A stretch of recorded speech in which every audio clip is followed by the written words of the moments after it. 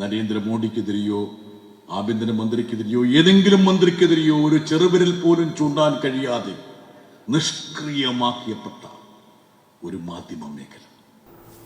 KSTA Kozhikode സംഘടിപ്പിച്ച പൊതുപരിപാടിയിൽ പങ്കെടുത്ത് സംസാരിക്കുകയായിരുന്നു CPIMന്റെ രാജ്യസഭാ MPയും മുതിർന്ന മാധ്യമപ്രവർത്തകനുമായ ജോൺ ബ്രിട്ടാസ്.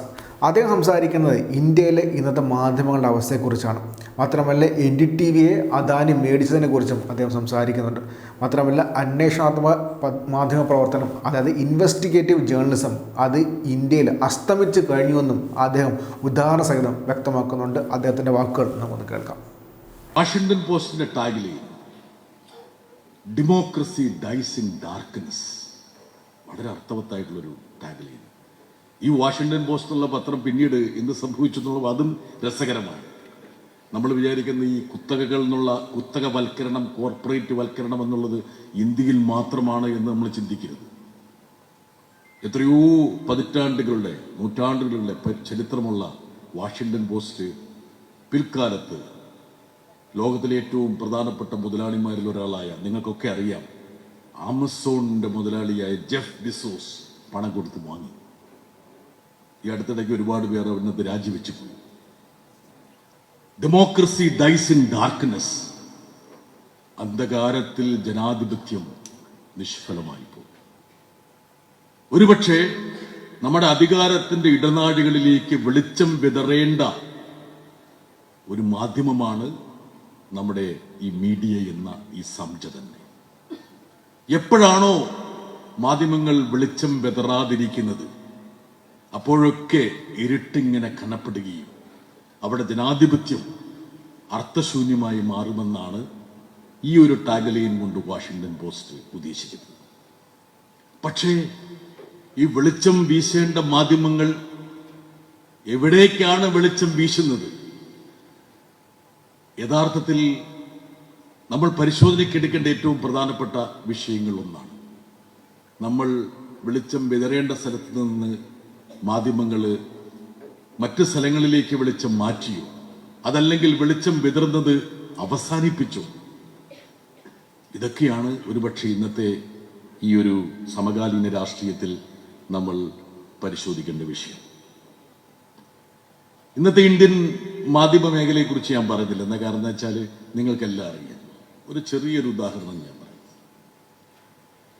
2014 നരേന്ദ്രമോദി അധികാരത്തിൽ വന്ന ശേഷം ഇന്ത്യയിലെ മാധ്യമങ്ങളെല്ലാം ഒന്നൊന്നായി, നമ്മൾ ഈ പ്രളയകാലത്തൊക്കെ ഇങ്ങനെ ചില മൺകൂനകളൊക്കെ ഇങ്ങനെ വെള്ളത്തിലേക്ക് ഇങ്ങനെ അടിഞ്ഞ് പോയി ഒഴുകിപ്പോകുന്നത് പോലെ ഇന്ത്യയിലെ മാധ്യമങ്ങളെല്ലാം ഒന്നൊന്നായി ഇങ്ങനെ ആ ഒരു ഹിന്ദുത്വ ധാരയിലേക്ക് ഇങ്ങനെ മടങ്ങിപ്പോയി. പക്ഷെ ഒരു മാധ്യമം മാത്രം വലിയ ധീരോദാത്തമായ നിലപാടല്ലെങ്കിൽ പോലും ചില സത്യങ്ങളൊക്കെ പറയാൻ വേണ്ടിയിട്ട് ഈ പറഞ്ഞ പോലെ ഒരു ടോർച്ച് കത്തിച്ചു വെച്ചു. ചെറിയൊരു മെഴുതിരി വെട്ടെന്ന് വേണേ പറയാം. 7 വർഷം മുമ്പ് ആ മാധ്യമ സംരംഭത്തിനെതിരെ CBIയും എൻഫോഴ്സ്മെന്റ് ഡയറക്ടറേറ്റ് കേസെടുത്തു. റെയ്ഡുകളുടെ ഒരു ശൃംഖല തന്നെ സംഘടിപ്പിക്കപ്പെട്ടു. പൊറുതിമുട്ടി ആ മാധ്യമ സംരംഭകൻ തന്റെ ആ ഒറ്റ തുരുത്ത്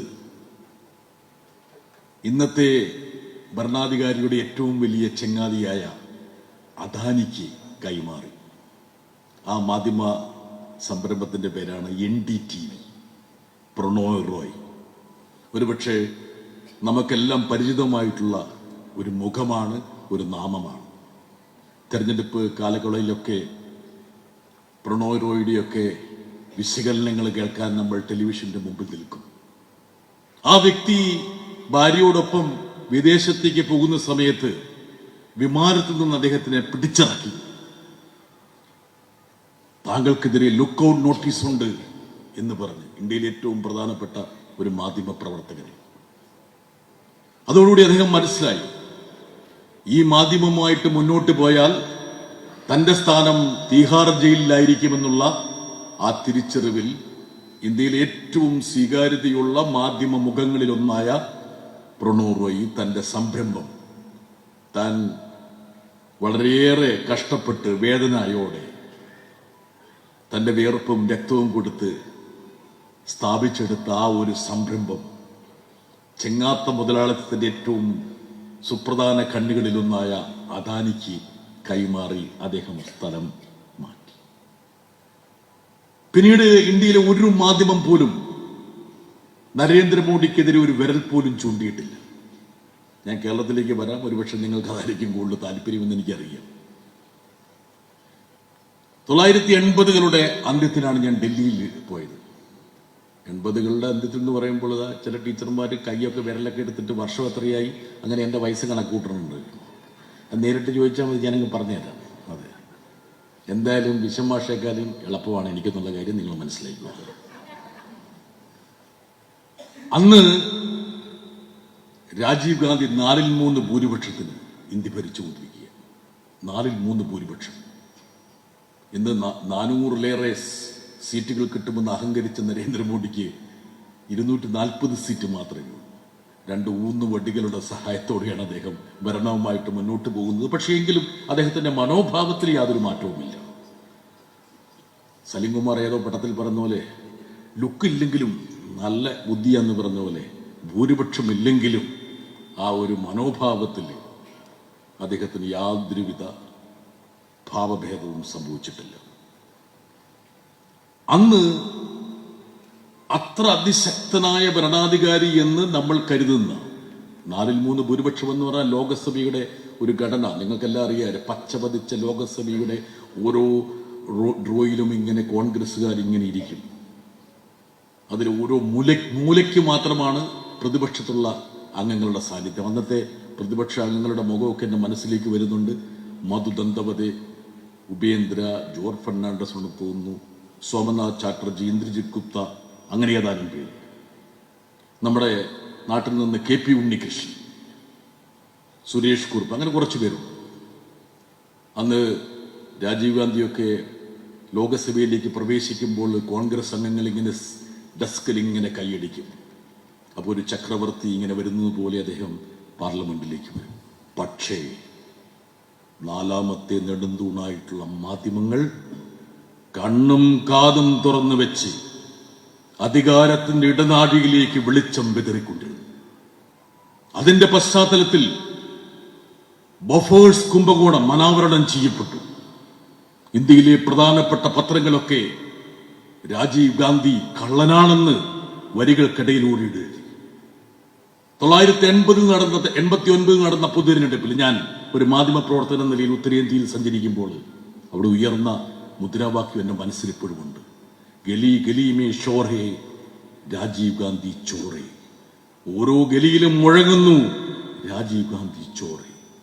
നോക്കുക, സർവശക്തനെന്ന് കരുതപ്പെട്ട അത്രത്തോളം ഭൂരിപക്ഷമുണ്ടായിരുന്ന, സീറ്റുകളുണ്ടായിരുന്ന, ജനപിന്തുണയുണ്ടായിരുന്ന, തന്റെ മുത്തച്ഛനേക്കാൾ കൂടുതൽ ജനപിന്തുണയോടെ അധികാരത്തിലേക്ക് വന്ന ഭരണാധികാരിക്ക് നേരെ ജനാധിപത്യത്തിന്റെ 4ാം നെടുന്തൂണ് ദീപം തെളിച്ചു വെച്ചു. അധികാരത്തിന്റെ ഇടനാഴികളിൽ വെളിച്ചം വിതറിയപ്പോൾ പല കുംഭകോണങ്ങളും അനാവരണം ചെയ്യപ്പെട്ടു. അവിടെ നിന്ന് നമ്മുടെ ഇന്ത്യൻ മാധ്യമ മേഖല എവിടെ എത്തിയെന്ന് പരിശോധിക്കുമ്പോൾ ഒരുപക്ഷെ ഇന്ത്യയുടെ മുഖ്യ ന്യായാധിപനായിരുന്ന ജസ്റ്റിസ് NV രമണ പറഞ്ഞൊരു പ്രധാനപ്പെട്ട ഒരു വാചകമുണ്ട്. ഇന്ത്യയിൽ അന്വേഷണാത്മക മാധ്യമ പ്രവർത്തനം അസ്തമിച്ചിരിക്കുന്നു എന്ന്. ഇൻവെസ്റ്റിഗേറ്റീവ് ജേർണലിസം അസ്തമിച്ചിരിക്കുന്നു. ഇന്ന് ഡൽഹിയിലെ മാധ്യമ പ്രവർത്തകരെ ആൾക്കാർ വിളിക്കുന്നത് ഗ്ലോറിഫൈഡ് ക്ലാർക്സ് എന്നാണ്. ആഘോഷിക്കപ്പെടുന്ന ഗുമസ്തന്മാർ. ഇന്നത്തെ ഏറ്റവും പ്രധാനപ്പെട്ട ഡൽഹിയിലെ അന്വേഷണാത്മക മാധ്യമ പ്രവർത്തനം എന്ന് പറയുന്നത് ഏതെങ്കിലും കേന്ദ്രമന്ത്രിയുടെ അഭിമുഖമായിരിക്കും.